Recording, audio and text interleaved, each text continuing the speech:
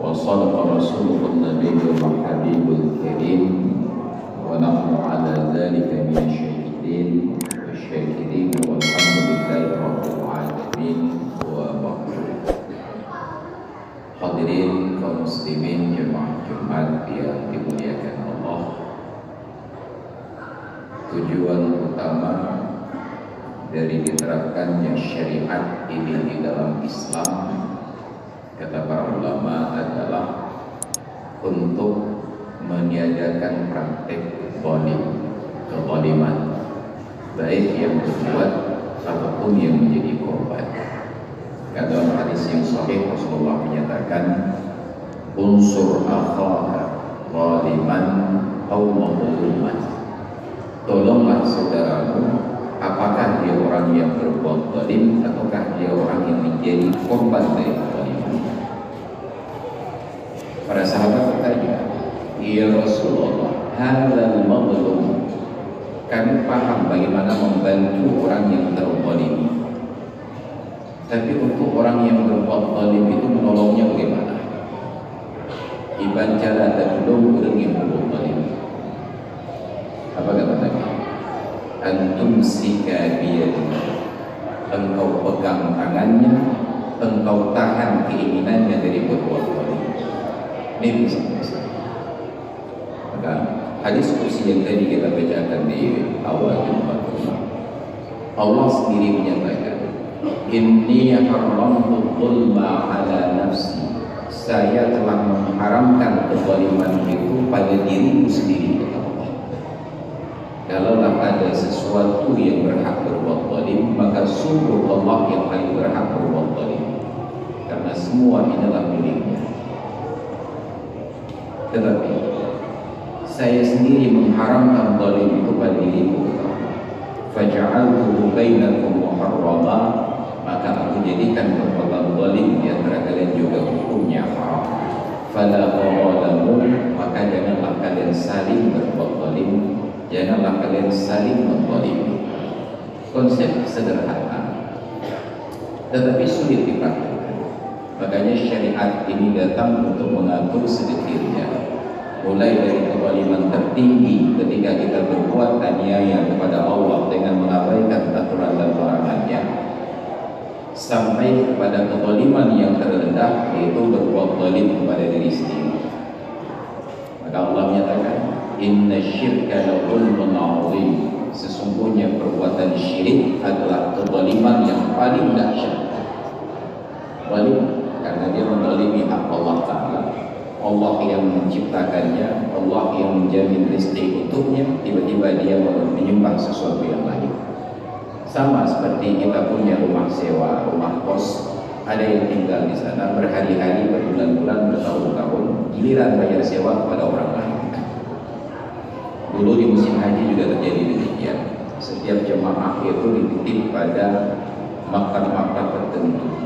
Maktab itu semacam kantor yang mengurusi mereka, dibagi-bagi maktab 1, 2, 3 dan seterusnya. Kita jemaah sudah membayar pada pemerintah, karena sudah bayar merasa berhak makan di maktab manapun. Padahal pemerintah menempatkan orang tertentu untuk makan di maktab yang tertentu. Bahkan sedang berbuat ibadah haji pun kita boleh. Itu kezaliman yang ringan. Di bawahnya ada berbuat zalim kepada makhluk. Maka na'udzubillah, kita yang masuk masjid hari Jumat ini pun tidak luput dari kezaliman. Cuma kita tidak menganggap itu zalim, karena bagi kita biasa-biasa saja. Mohon maaf, coba kita bertanya kepada diri sendiri. Saat tadi kita meletakkan sendal untuk masuk ke dalam masjid, apakah kita berlaku zalim terhadap sendal dan sepatu orang lain? Atau sebaliknya saat keluar dari, apakah sendal itu kita tenteng pada tempat sehingga tidak perlu telapak sendal kita menginjak sendal orang lain? Hal yang sederhana, tapi itu boleh ketika mengabaikan hal-hal ini, bahkan lebih tinggi lagi. Dan itu luar biasa. Saat kita parkirkan kendaraan kita, adakah kita sudah memastikan bahwa itu tidak menghambat jalur lalu lintas orang lain? Na'udzubillah. Untuk negeri yang berperadaban,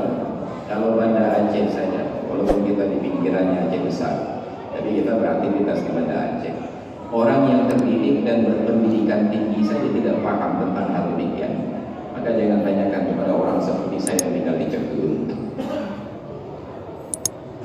Minum kopinya disimpang 7. Dia punya kapasitas otak diberikan oleh Allah sehingga sanggup untuk menghasilkan pundi-pundi uang dalam jumlah yang banyak, beli mobil mewah. Tapi dia lupa bahwasan dia berhenti di atas badan jalan menghambat lalu lintas orang yang lain. Boleh. Dan kezaliman itu dahsyat sekali. Bayangkan berapa banyak orang yang mendoakan agar dia celaka. Yang mudah-mudahan kita mau doa, ya Allah, berdoa. Bahkan yang lebih parah, berdoa. Maka kita diajarkan dalam Islam, jangan berbuat zalim. Dulu ketika seorang sahabat Nabi mengadu, ya Rasulullah, tetangga saya itu sangat buruk akhlaknya, selalu mengganggu saya. Kata Nabi, sabar.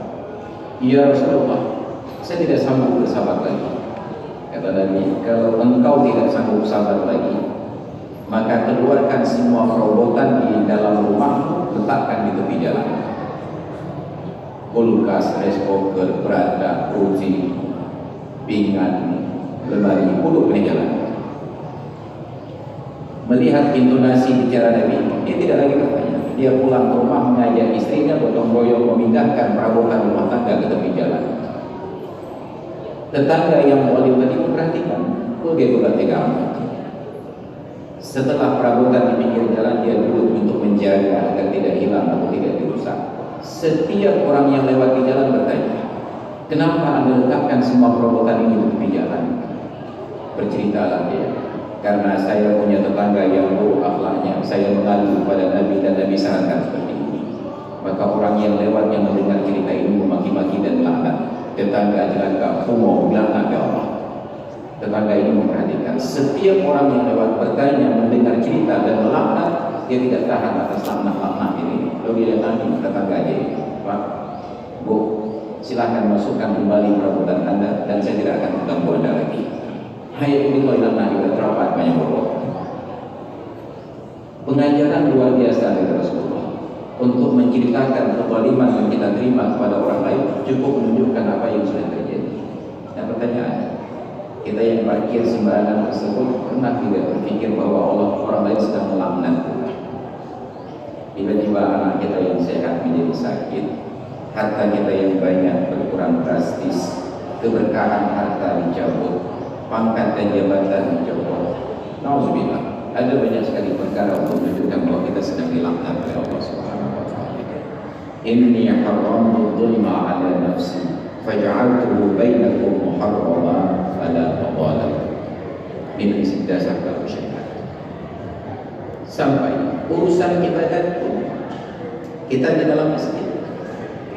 Kalau selama ini ada perdebatan, nauzubillah kita menyebut ada yang dituduh Wahabi yang mengaku aswanya tentang zikir berjamaah di masjid boleh atau tidak, silakan.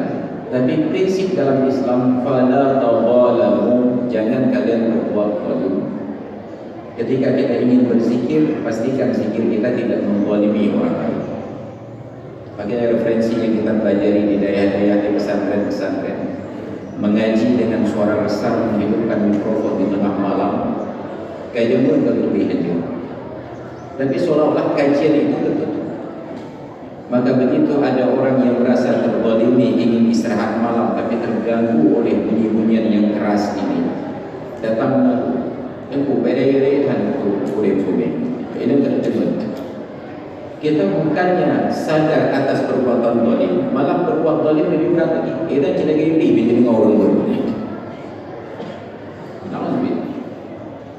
Apakah ilmu itu hanya cukup untuk dipelajari dalam kitab, ditutup kitab selesai ilmu? Tidak. Itu untuk dipraktikkan. Fala tadhalam. Bahkan seorang imam yang memimpin salat diajarkan oleh Nabi kita zalim. Idza amna ahadukum qauman falyukhaffif. Apabila salah seorang kalian mengimami suatu kaum, ringankan. Fa inna fihi mudha'if, wal hadati wal maridha. Karena di antara jamaah tersebut ada yang sudah dhaif, tidak sanggup bertahan lama-lama. Wa fihi mudha'if, di antara mereka ada orang yang punya kepentingan. Masjid kita ini di jalur bandara. Ada orang yang ingin mengejar penerbangan, tapi karena menghargai memandang azan sudah masuk waktu, dia singgah di sini sebentar karena melihat waktu masih memungkinkan. Kemudian wal maridah, ada di antara mereka orang yang sedang sakit, falyukhaffif, ringankan kadang-kadang. Padahal itu sedang salat. Bukankah orang yang ingin terburu-buru salat ini lebih berhak untuk kita maju? Tapi Nabi ingat. Maka ketika suatu hari beliau salat, tiba-tiba gerakan sholat itu menjadi sangat cepat. Selesai sholat, para sahabat bertanya, "Ya Rasulullah, tidak pernah kami mengikut imam sholat kepadamu secepat hari ini." Apa kata Nabi? Rahmatan bi ummil walad, karena kasihan kepada ibu dari seorang anak kecil yang saat kita sholat tadi anaknya menangis. Karena mendengar tangisan anak kecil di belakang, Nabi merasa bagaimana bila saya berada pada posisi ibu dari anak kecil ini. Dia bercepat. Jadi kalau kita jadi imam sekarang, ada anak kecil menangis di belakang, kita panjangkan bacaan suratnya. Gendok dan bilang balong memang. Kita berbuat baik. Bahkan ketika sedang beribadat kita berbuat baik. Maka persoalan rezeki silakan berzikir. Yang tidak setuju berzikir silakan. Tapi harus ingat, jangan berbuat zalim. Maka setelah kita selesai sholat salam, kita perhatikan jemaah di belakang. Adakah yang masuk sedang berjemaah? Oh sedang berjemaah, kita perlahankan zikirnya. Oh tidak berjemaah, kita besarkan suaranya. Tapi karena kezaliman kita buka. Itu pun ada main jemaah berarti pokoknya jangan. Kita sudah berbuat zalim. Maka bukan persoalan boleh tidak boleh, tapi adakah unsur kezaliman? Maka ke depan yang akan kita hadapi adalah pelaksanaan kurban. Pertanyaannya, bukankah kurban itu ibadah? Iya. Kalau tidak berkurban berdosa kan? Tidak. Karena kurban tidak wajib kecuali menurut mazhab Imam Hanafi. Tapi jangan sampai tujuan kurban yang sunat mendapatkan pahala tiba-tiba lebih banyak dosanya. Kenapa? Ada aturan-aturannya yang kita abaikan. Dimulai dari kezaliman. Nabi ajarkan, "Idza dzabhtum fa ahsinu dzibah." Bila kalian menyembelih, maka berlaku ihsanlah dalam proses penyembelihan. Disusun adab-adabnya oleh para ulama dalam kitab fikih. Tajamkan pisau kalian. Jangan pertontonkan proses penyembelihan kepada binatang yang lain. Ini yang kita tumpuk stres sebenarnya. Yang mana yang kau terbuka? Diajarkan adab-adabnya. Kemana dihadapkan, apa yang harus diucapkan, bagaimana cara untuk menjatuhkan. Itu juga keroyok rame-rame. Stres. Ikalah dia ada doa kepada Allah. Padahal kita dari zaman dahulu sudah diajarkan adab itu oleh orang tua. Kalau kita menzalimi binatang, ilmu itu tanda yang menyebabkan dan buka oleh ilmu celaka apa binatang itu berdoa kepada Allah.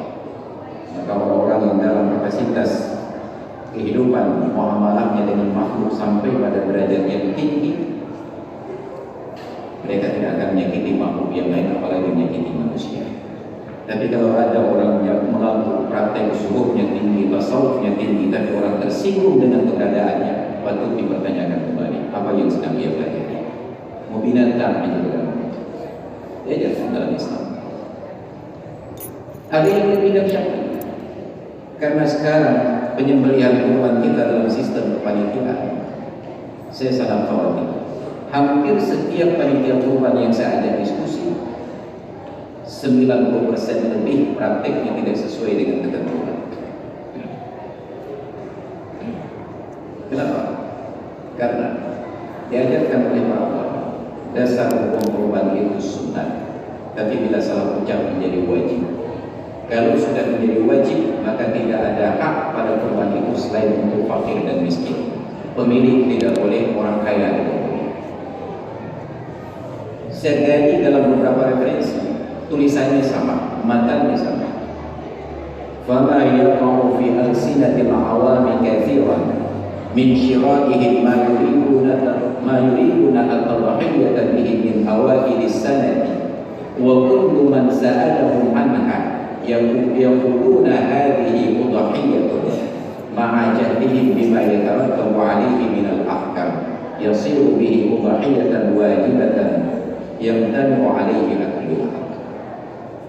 praktek yang terjadi pada bahasa orang-orang awam kebanyakan. Sejak dari mereka membeli binatang yang ingin dijadikan kurban dari awal tahun, dan setiap orang yang bertanya tentang status binatang tersebut, dia jawab, hadhihi udhiyatun, ini kurban.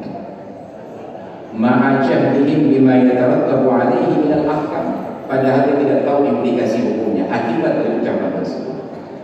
Dengan ucapan itu berubah dari kurban sunat menjadi kurban wajib. Kalau sudah wajib, haram dimakan oleh pemilik dan tidak boleh diberikan untuk orang kaya, hak fakir miskin pemenuh. Dan pernyataan itu diawali dengan keterangan dia, biniyatil bidahi, menyembelih binatang tersebut dengan niat kurban. Biniyatil udhiyah, dinyatakan. Contohnya, nawaitu ada sunnatan tadhiyah ataupun nawaitu udhiyatan masnunah. Aku niat untuk menyembelih kurban sunat atau menunaikan sunat kurban. Fa inna qasara ala nahwi udhiyati sara udhiyatan wajibatan yamuru al-aqlu minha. Kalau hanya niatnya untuk kurban saja, maka jadilah dengan niat itu kurban wajib yang haram dimakan oleh pemiliknya. 1400 tahun sejak dari zaman Rasulullah, ribuan pesantren di Aceh, bukan di dunia. Tapi persoalan kurban ini sampai hari ini belum selesai. Kenapa? Karena pengajian bagi kita hanya formalitas, bukan untuk menyelesaikan masalah. Maka saya kecewa kepada pemerintah. Berulang-ulang saya ingatkan, pemerintah ini punya perangkat.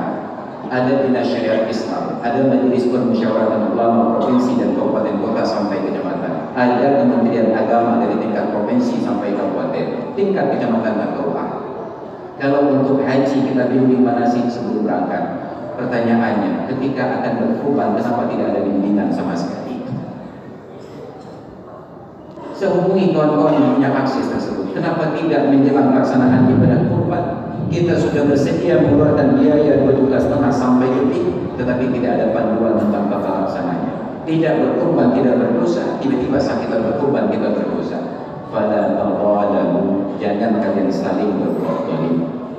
Maka ketika hari ini kita menjelang pelaksanaan kurban, harapan saya mudah-mudahan panitia itu bukan hanya semangat kerjanya yang tinggi, tetapi ilmunya juga memadai.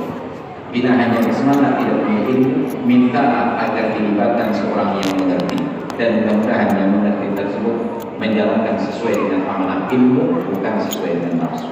Maka hadirin kaum muslimin yang dirahmati Allah, oleh karena itu, mari kita mulai dari perkara-perkara yang kecil, karena non-muslim tidak melihat Islam ini dari sholat kita. Kita sholat dalam masjid, mereka tidak melihat. Non-muslim tidak melihat Islam kita dari cara kita berpuasa, berzakat, dan berhaji. Non-muslim akan melihat kita dari akhlak kita. Maka Rasulullah katakan dalam hadis sahih riwayat dari Abu Hurairah, akmalul mu'minina imanan ahsanuhum khuluqan. Mukmin yang paling sempurna imannya adalah yang paling bagus akhlaknya. Praktekkan akhlak. Kita mulai dari satu luar masjid nanti. Kita angkat sendal kita sampai pada tempat yang tidak menginjak sendal orang lain. Kita parkirkan kendaraan kita di tempat yang tidak mengganggu lalu lintas orang lain. Kita ingatkan orang-orang lain yang akan berpotensi berbuat zalim, menghina dan mendahului kena alaikum.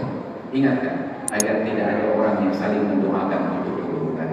Dan mudah-mudahan dengan hal-hal demikian kita akan diridhai oleh Allah pada kehidupan dunia dan akhirat nantinya.